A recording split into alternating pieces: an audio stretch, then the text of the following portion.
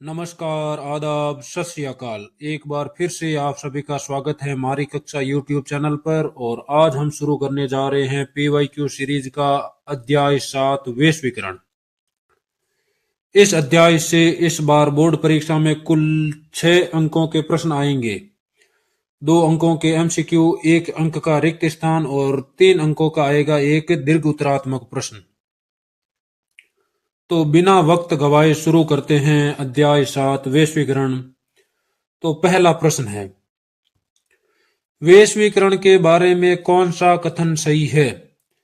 तो वैश्वीकरण एक बहुआयामी परिघटना है, यह कथन इसके संबंध में सही हो जाएगा। तो वैश्वीकरण केवल अर्थव्यवस्था तक सीमित नहीं होता है, इसके राजनीतिक, आर्थिक और सांस्कृतिक आयाम होते हैं। इसे केवल पश्चिमीकरण कहना भी गलत है। तो हम कह सकते हैं कि वैश्वीकरण यह एक बहुआयामी परिघटना है जिसमें राजनीतिक, आर्थिक और सांस्कृतिक आयाम भी शामिल होते हैं।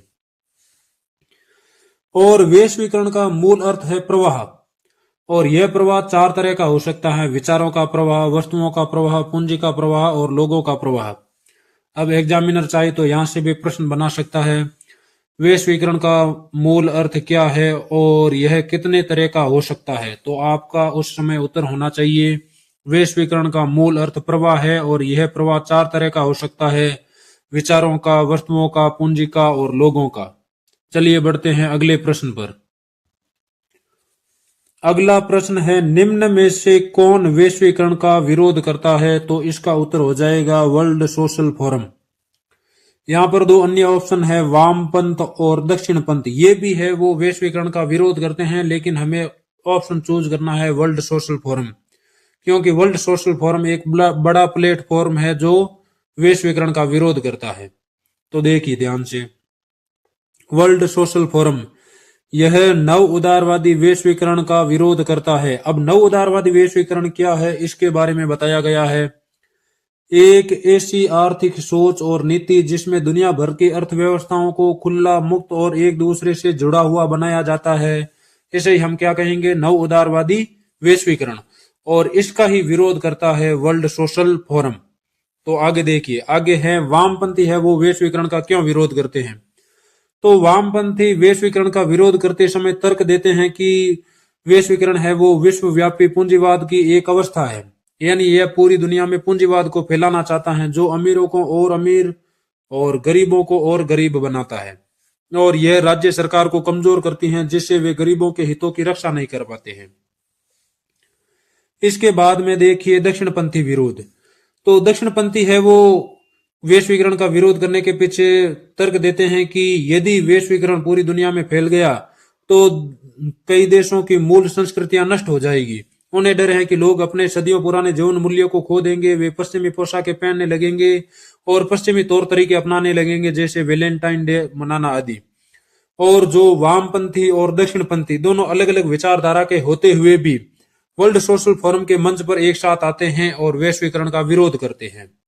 बढ़ते हैं अगले प्रश्न पर। अगला प्रश्न है, वर्ल्ड सोशल फोरम की प्रथम बैठक किस देश में हुई?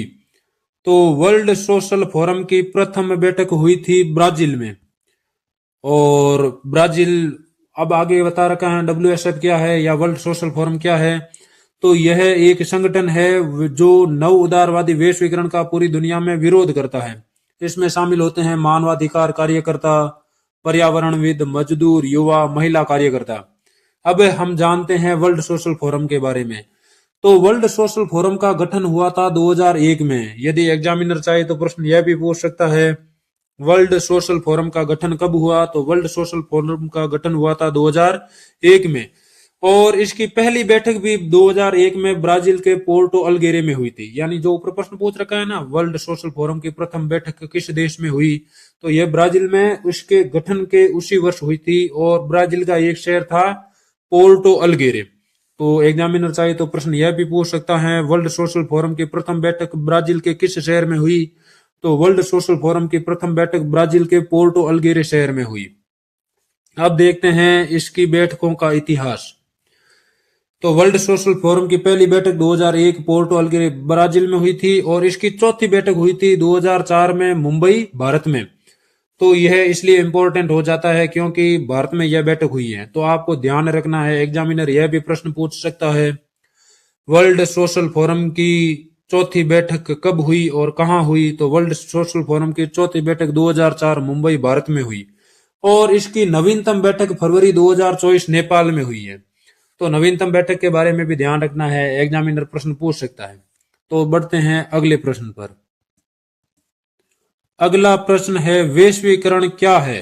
तो हमने पहले प्रश्न में चर्चा की थी, वैश्वीकरण है पुंज नहीं उपयोग सभी, यानी वैश्वीकरण का मूल अर्थ है प्रवाह, वस्तुओं का प्रवाह, विचारों का प्रवाह और पूंजी का प्रवाह। तो इसका उत्तर हो जाएगा उपयुक्त सभी। तो वैश्वीकरण का मूल अर्थ या मूल तत्व है प्रवाह और यह प्रवाह हो सकता है चार प्रकार का, विचार, वस्तु, पूंजी और लोग। बढ़ते हैं अगले प्रश्न पर। प्रश्न 5, वैश्वीकरण में सर्वाधिक महत्वपूर्ण भूमिका होती है? तो वैश्वीकरण में सर्वाधिक महत्वपूर्ण भूमिका होती है संचार और प्रौद्योगिकी की। तो संचार और प्रौद्योगिकी है जिसने वैश्वीकरण को बढ़ावा दिया है। तो इसके बारे में देखिए, टेलीग्राफ, टेलीफोन, माइक्रोचिप के आविष्कार ने विश्व के विभिन्न भागों के बीच संचार की क्रांति ला दी है, जो वैश्वीकरण का एक मुख्य कारण बना है।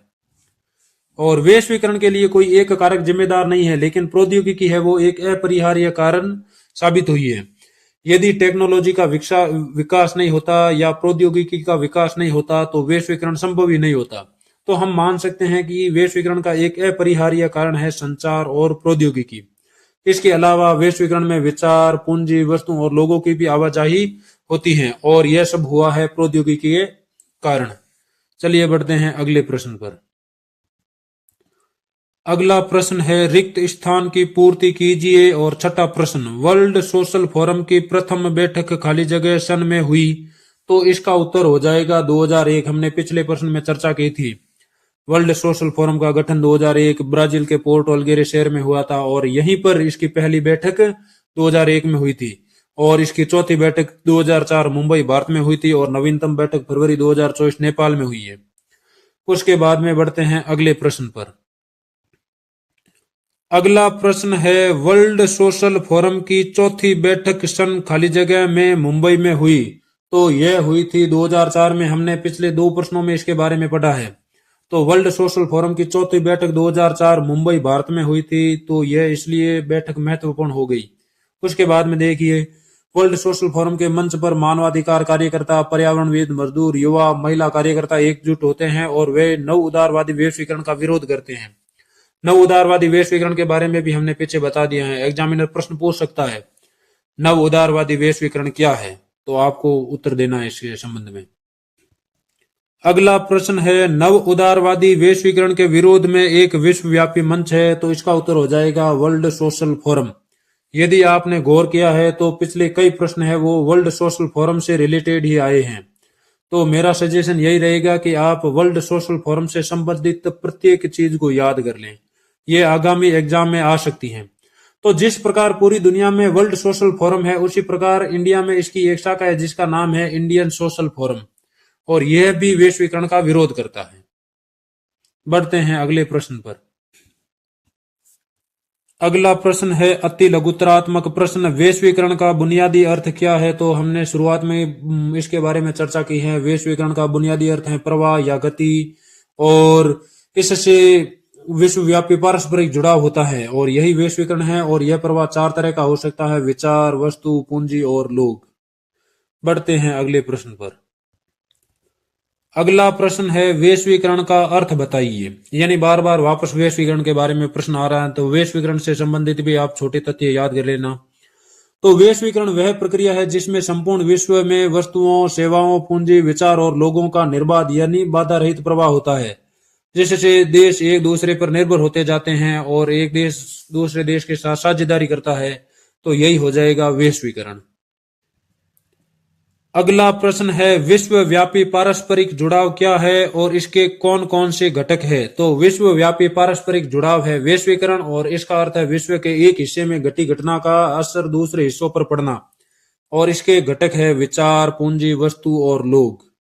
बढ़ते हैं अगले प्रश्न पर। अगला प्रश्न है लघुतरात्मक और दीर्घोत्तरात्मक प्रश्न। प्रश्न नंबर 12, वैश्वीकरण के दो सकारात्मक प्रभाव लिखिए। यानी वैश्वीकरण के क्या क्या लाभ है, इसके दो लाभ लिखने हैं। तो सबसे पहले वैश्वीकरण के कारण लोगों की पसंद का दायरा बढ़ा है।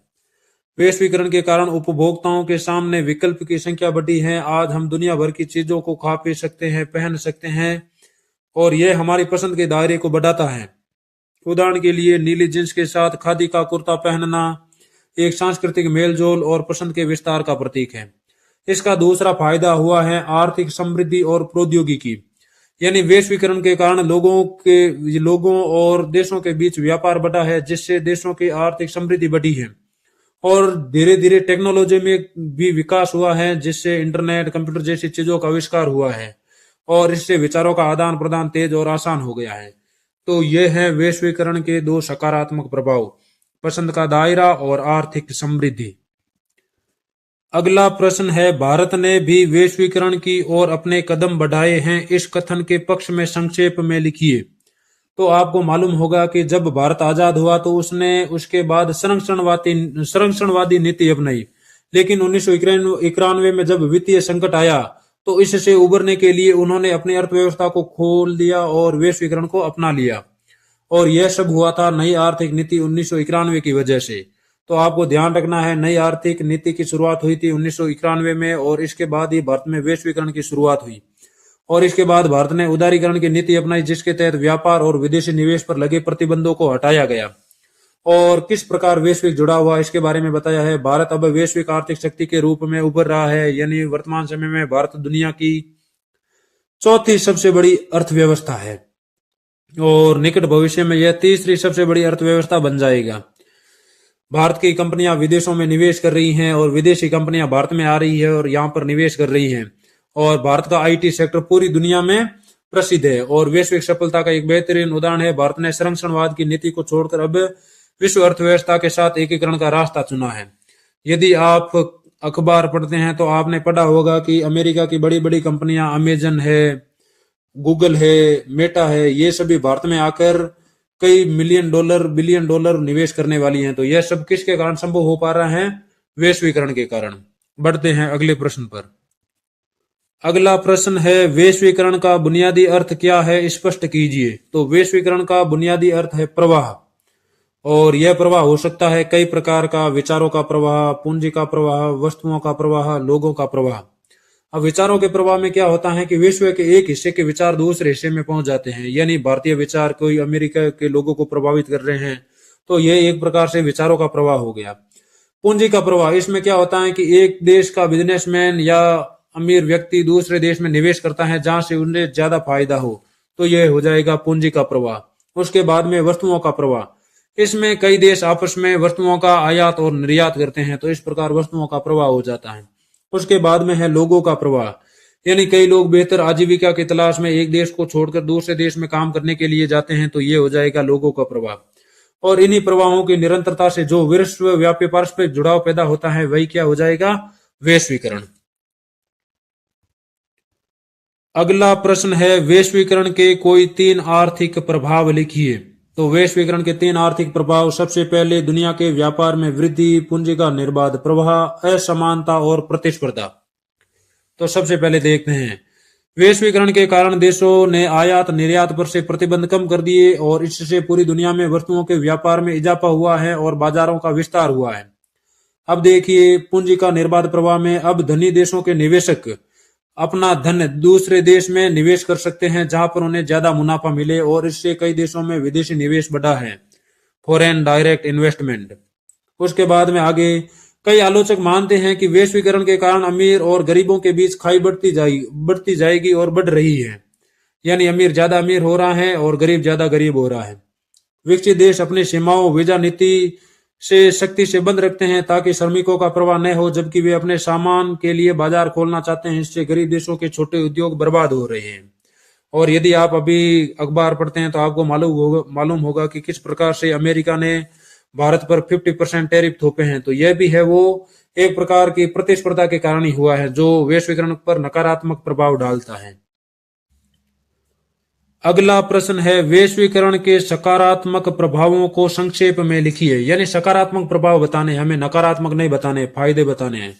तो वैश्वीकरण के सकारात्मक प्रभाव, सबसे पहला समृद्धि और विकास, दूसरा हो जाएगा तकनीकी उन्नति, और तीसरा हो जाएगा सांस्कृतिक परिष्कार। तो अब देखिए समृद्धि और विकास के बारे में। तो इससे देशों के बीच व्यापार बढ़ता है और हर देश अपना सर्वश्रेष्ठ प्रदर्शन करने का कोशिश करता है। हर देश अपना सर्वश्रेष्ठ प्रदर्शन करने की कोशिश करता है और उसे मौका मिलता है। इससे वैश्विक स्तर पर आर्थिक समृद्धि बढ़ती है। अब तकनीकी उन्नति। वैश्वीकरण ने प्रौद्योगिकी के प्रसार को तेज किया है, यानी आज दुनिया में नई नई तकनीकी का जल्दी से जल्दी विकास हो रहा है। जैसे मोबाइल है, इंटरनेट है, कंप्यूटर जैसी सेवाओं ने लोगों के जीवन को आसान बना दिया है। अब तकनीकी में एआई आ गया है जो पूरी दुनिया को बदल रहा है। आगे देखिए सांस्कृतिक परिष्कार, यानी वैश्वीकरण के कारण हर बार संस्कृति नष्ट नहीं हुई है। इसकी वजह से हमारी खाने की पसंद का दायरा बढ़ा है, संस्कृतियों को एक दूसरे से सीखने का मौका मिला है, और इसे हम कह सकते हैं कि सांस्कृतिक विभिन्नीकरण को भी बढ़ावा मिला है। बढ़ते हैं अगले प्रश्न पर। अगला प्रश्न है वैश्वीकरण के सांस्कृतिक प्रभावों को स्पष्ट कीजिए। तो वैश्वीकरण के सांस्कृतिक प्रभाव दो तरफा होते हैं। सबसे पहला प्रभाव तो हो जाएगा सांस्कृतिक समरूपता, और दूसरा हो जाएगा सांस्कृतिक विभिन्नीकरण। अब सांस्कृतिक समरूपता क्या है इसके बारे में देखिए। पश्चिमी संस्कृति, विशेषकर अमेरिकी संस्कृति का प्रभाव पूरी दुनिया में बढ़ रहा है, और इसे हम कहते हैं मैकडोनाल्डीकरण। और जहां पूरी दुनिया की संस्कृति अमेरिकी ढर्रे पर ढल रही है, और जिससे परंपरागत संस्कृतियां और भाषाओं के खत्म होने का खतरा मंडरा रहा है। तो यह हो जाएगा सांस्कृतिक समरूपता, यानी पूरी दुनिया की संस्कृति एक जैसी बनने जा रही है, और इस संस्कृति पर सबसे ज्यादा प्रभाव है अमेरिका का। यहाँ पर एक शब्द आ रखा है मैकडोनाल्डीकरण, तो इसके बारे में ध्यान रखना है। मैकडोनाल्डीकरण सांस्कृतिक समरूपता को बताता है। तो प्रश्न पूछ सकता है एग्जामिनर, मैकडोनाल्डीकरण क्या है? तो मैकडोनाल्डीकरण पश्चिमी संस्कृति, विशेषकर अमेरिकी संस्कृति का प्रभाव पूरी दुनिया पर बढ़ रहा है, और इसे ही हम कहते हैं मैकडोनाल्डीकरण। उसके बाद में दूसरा प्रभाव देखिए सांस्कृतिक विभिन्नीकरण, यानी दुनिया की कई संस्कृतियां आपस में एक दूसरे से सीख रही हैं, उनके बीच में मेलजोल बढ़ा है, और हम बाहरी संस्कृति के प्रभाव में आकर कुछ विशिष्ट चीजें अपना रहे हैं। जैसे भारत में मसाला डोसा के साथ बर्गर का मिलना, और नीली जींस के साथ खादी कुर्ता पहनना, ये है वो सांस्कृतिक विभिन्नीकरण का प्रतीक है। यानी हम संस्कृतियों से अलग होकर कुछ नया यूनिक ट्राई कर रहे हैं, और ये हमारी पसंद को खत्म नहीं कर रहा है बल्कि उसमें कुछ नयापन ला रहा है। तो ये हो जाएगा सांस्कृतिक विभिन्नीकरण। एग्जामिनर चाहे तो प्रश्न ये भी पूछ सकता है सांस्कृतिक समरूपता और सांस्कृतिक विभिन्नीकरण के बीच अंतर स्पष्ट कीजिए, या सांस्कृतिक समरूपता और सांस्कृतिक विभिन्नीकरण क्या है। तो इनके बारे में भी आपको यही लिखना है, कंफ्यूज नहीं होना है। अगला प्रश्न है निबंधात्मक प्रश्न। तो इसे देखकर कई के दिमाग में आ रहा होगा कि हमारे एग्जाम में तो निबंधात्मक प्रश्न इन पार्ट से आएगा नहीं, तो हम निबंधात्मक प्रश्न क्यों पढ़ रहे हैं। तो कई बार एग्जामिनर क्या करता है कि निबंधात्मक प्रश्न को ही लघुतरात्मक या दीर्घात्मक प्रश्न में बदल सकता है। तो इस कारण हम इन प्रश्नों को पढ़ रहे हैं, क्योंकि हमें मालूम चल जाएगा कि कौन सा टॉपिक इंपॉर्टेंट है और बार बार एग्जाम में पूछा जा रहा है। यदि आप निबंधात्मक प्रश्नों को नहीं पढ़ेंगे तो आपके साथ बुरा तो नहीं होगा, लेकिन कह सकते हैं कि धोखा हो सकता है कि आपने सोचा होगा कि ये तो आने वाला ही नहीं है, निबंधात्मक प्रश्न है, लेकिन एग्जामिनर उसे लघुतरात्मक रूप में पूछ ले। उसकी शब्द सीमा ही तो कम होगी, लेकिन प्रश्न तो वही आ सकता है सेम। तो आपको निबंधात्मक प्रश्न भी पढ़ना है। अब आगे देखो, वैश्वीकरण का अर्थ बताते हुए इसके कारणों की विवेचना कीजिए। तो वैश्वीकरण का अर्थ यानी एक प्रकार का प्रवाह, और यह प्रवाह होता है पूंजी, सेवा, वस्तु, लोग और विचारों का प्रवाह, और इसमें संपूर्ण विश्व की अर्थव्यवस्था, संस्कृति और राजनीति एक दूसरे से जुड़ जाती है। और वैश्वीकरण के प्रमुख कारण, सबसे पहला कारण हो जाएगा प्रौद्योगिकी। और प्रौद्योगिकी में विकास के कारण या प्रगति के कारण ही वैश्वीकरण को बढ़ावा मिला है। जैसे टेलीग्राफ, टेलीफोन, माइक्रोचिप और इंटरनेट के आविष्कार ने संचार की क्रांति ला दी, जिससे दुनिया के किसी भी कोने में बैठे व्यक्ति से संपर्क करना और सूचनाओं का आदान प्रदान करना आसान का काम हो गया, और इसने भौगोलिक दूरियों को मिटा दिया। तो यह हो गया पहला कारण वैश्वीकरण का। दूसरा कारण है परिवहन के साधन, यानी समय के साथ परिवहन के साधनों का भी विकास हुआ है, और वस्तुओं और लोगों की आवाजाही और तेज हो गई है, और दुनिया के एक हिस्से से दूसरे हिस्से में जाना आसान हो गया है। यानी आज हम एक दिन में भारत से लेकर अमेरिका तक की यात्रा कर सकते हैं, लेकिन पहले इसी यात्रा को करने में 2-2, 3-3 महीने लग जाते थे। तो इसी कारण भी वैश्वीकरण को बढ़ावा मिला है। उसके बाद में तीसरा कारण हो जाएगा विचारों का प्रवाह। नई तकनीकों के कारण विचार अब सीमाओं में नहीं बंधे रहे हैं। पर्यावरण या महामारी जैसी वैश्विक समस्याओं ने लोगों को यह एहसास कराया है कि वे आपस में जुड़े हुए हैं और राष्ट्रीय सीमाएं इन समस्याओं को नहीं रोक सकती। और इसी ने लोगों को प्रभावित किया है कि वे किस प्रकार विचारों का आदान प्रदान कर सकते हैं और एक दूसरे की सहायता कर सकते हैं, और इसने भी वैश्वीकरण को गति दी है। चौथा बिंदु हो जाएगा उदारीकरण की नीतियां। यानी शीत युद्ध के अंत के बाद और सोवियत संघ के विघटन के बाद कई देशों ने अपनी अर्थव्यवस्थाओं को खोल दिया, जिसमें भारत भी शामिल था, और जिससे वस्तुओं और पूंजी के प्रवाह पर लगे प्रतिबंध हट गए और जिससे आर्थिक एकीकरण संभव हुआ और वैश्वीकरण को बढ़ावा मिला। तो यह हो जाएगा वैश्वीकरण घटित होने का चौथा कारण। तो इसका निष्कर्ष पढ़ लीजिए। प्रौद्योगिकी वैश्वीकरण का एक अपरिहार्य कारण है, लेकिन यह एकमात्र कारण नहीं है। लोगों की आपसी निर्भरता, समझ और उदारवादी नीतियों ने इसे एक वैश्वीकरण वास्तविकता बना दिया है। बढ़ते हैं अगले प्रश्न पर। अगला प्रश्न है वैश्वीकरण के आर्थिक प्रभावों की विवेचना कीजिए। तो इसके बारे में देखिए। वैश्वीकरण के सबसे गहरे और विवादास्पद प्रभाव आर्थिक क्षेत्र में देखने को मिलते हैं।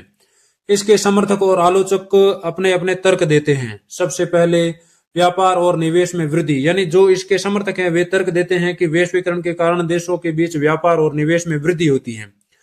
वैश्वीकरण में वस्तुओं और पूंजी का प्रवाह तेज होता है और आयात निर्यात पर प्रतिबंध कम होते हैं, जिससे वैश्विक व्यापार बढ़ता है। विकसित देशों की कंपनियां विकासशील देशों में निवेश करती हैं, जहां रोजगार के अवसर पैदा होते हैं और तकनीकी का विकास होता है। खुलेपन के कारण समृद्धि बढ़ती है। उपभोक्ताओं को कम कीमत पर बेहतर गुणवत्ता वाली वस्तुएं मिलती हैं। आगे देखिए। अब दूसरा हो जाएगा अंतर्राष्ट्रीय संस्थाओं की भूमिका। अब अंतर्राष्ट्रीय संस्थाएं कौन कौन सी है जो वैश्वीकरण में प्रभाव डाल रही हैं? तो ये हो जाएगी एक तो IMF और एक हो जाएगा WTO। तो ऐसी संस्थाएं वैश्विक आर्थिक नीतियों का निर्धारण करती हैं और आलोचकों का मानना है कि ये संस्थाएं अक्सर अमीर देशों के हितों का प्रतिनिधित्व करती हैं, ये गरीब देशों के हितों का प्रतिनिधित्व नहीं करती हैं। उसके बाद में तीसरा बिंदु असमानता और राज्य की भूमिका। अब जो इसके विरोधी हैं वो इसके संबंध में तर्क देते हैं। यानी आलोचक कहते हैं कि वैश्वीकरण से दुनिया में असमानता बढ़ी है और राज्य की भूमिका कम हुई है। यानी अमीर और गरीबों के बीच खाई बढ़ी है और आर्थिक लाभों का वितरण समान नहीं रहा है। सरकारें अब कल्याणकारी राज्य की भूमिका से पीछे हट रही है। यानी पहले सरकारों की जिम्मेदारी थी कि वे जनता की भलाई के लिए कार्य करें, लेकिन अब ये कार्य बाजार के दबाव में शिक्षा और स्वास्थ्य जैसी जिम्मेदारियां प्राइवेट सेक्टर के हाथ में चली गई हैं, और इससे सामाजिक सुरक्षा कवच हटना कहा जाता है, जिससे गरीब और बदहाल हो रहे हैं। तो यदि एग्जामिनर चाहे तो एक लघुतरात्मक प्रश्न पूछ सकता है, सामाजिक सुरक्षा कवच हटना क्या है? तो इसमें आपको बताना है कि पहले की सरकारें कल्याणकारी राज्य की भूमिका निभाती थी, लेकिन वर्तमान समय में वैश्वीकरण के कारण अब वर्तमान समय की सरकारें कल्याणकारी राज्य की भूमिका से पीछे हट रही हैं, जिससे शिक्षा, स्वास्थ्य जैसी बुनियादी सुविधाएं गरीबों से दूर जा रही हैं, जिसे हम कहते हैं सामाजिक सुरक्षा कवच का हटना। अब आगे देखो। गरीब देशों के छोटे उद्योग बहुराष्ट्रीय कंपनियों का मुकाबला नहीं कर पाते हैं और बंद हो जाते हैं। उसके बाद में चौथा, यह भी तर्क आलोचकों के द्वारा दिया गया है। तो कुछ आलोचक कहते हैं कि वैश्वीकरण है वो एक प्रकार का नव उपनिवेशवाद है। यानी इसे विश्व का पुनः उपनिवेशीकरण कहते हैं, जहां आर्थिक ताकत के बल पर अमीर देश गरीब देशों पर प्रभुत्व जमाते हैं। यानी पहले है वो कोई देश सैन्य क्षमता के द्वारा किसी दूसरे देश पर अपना प्रभुत्व जमाते थे, लेकिन वर्तमान समय में आर्थिक ताकत के बल पर अमीर देश गरीब देशों से अपनी बातें मनवाते हैं या उन्हें मानने के लिए मजबूर करते हैं। तो प्रश्न यह भी बन सकता है, विश्व का पुनः उपनिवेशीकरण क्या है? तो विश्व का पुनः उपनिवेशीकरण यानी वैश्वीकरण के आलोचक कहते हैं कि वैश्वीकरण के कारण अमीर देश आर्थिक ताकत के बल पर गरीब देशों पर अपना प्रभुत्व जमाते हैं और अपनी बातें मनवाने की कोशिश करते हैं, जो एक प्रकार का नव उपनिवेशवाद है, और इससे ही हम कह सकते हैं विश्व का पुनः निवेशीकरण। अब देखिए निष्कर्ष। आर्थिक वैश्वीकरण ने समृद्धि बढ़ाई है, लेकिन इसके लाभों का वितरण समान नहीं रहा है। इसलिए सामाजिक न्याय और उचित वैश्वीकरण की मांग बार बार उठी है, और इसी के विरोध में WSF यानी वर्ल्ड सोशल फोरम का गठन हुआ है, और जो नव वैश्वीकरण का विरोध करता है। अब आगे कुछ इंपॉर्टेंट पॉइंट है जो एग्जाम की दृष्टि से महत्वपूर्ण है। तो सबसे पहले है WSF वर्ल्ड सोशल फोरम। तो इसकी पहली बैठक हुई थी 2001 ब्राजील में, और इसका गठन भी 2001 ब्राजील में हुआ था, और पहली बैठक हुई थी पोर्टो अल्गेरे शहर में। चौथी बैठक हुई है 2004 मुंबई भारत में, और हाल फिलहाल ही की 2024 की बैठक हुई है नेपाल में। उसके बाद में वैश्वीकरण की अवधारणा, यानी यह एक प्रकार का प्रवाह है, विचार, वस्तु, पूंजी और लोग। उसके बाद में मैकडोनाल्डीकरण, यानी दुनिया की सभी संस्कृतियों में समानता आना, सांस्कृतिक समरूपता आना, और यह अमेरिकी संस्कृतियों को अपनाने लगते हैं, इसे ही हम कहते हैं मैकडोनाल्डीकरण। और उसके बाद में है वेबिनीकरण, यानी संस्कृतियों के बीच में कुछ नई यूनिक चीजें आना है, इसे हम कहेंगे वेबिनीकरण, जिसमें हमने उदाहरण पढ़ा था जींस पर खादी की शर्ट या कुर्ता पहनना। उसके बाद में भारत में नई आर्थिक नीति की शुरुआत हुई थी 1991 में। उसके बाद में वैश्वीकरण के कारण, तो वैश्वीकरण के कारण है प्रौद्योगिकी, संचार क्रांति और आपसी निर्भरता। बढ़ते हैं आगे। इसी के साथ यह चैप्टर होता है पूरा। उम्मीद है आपको यह चैप्टर पसंद आया होगा। यदि पसंद आया है तो मारी कक्षा यूट्यूब चैनल को सब्सक्राइब कीजिए और वीडियो को लाइक कीजिए। धन्यवाद। मिलते हैं अगले वीडियो में।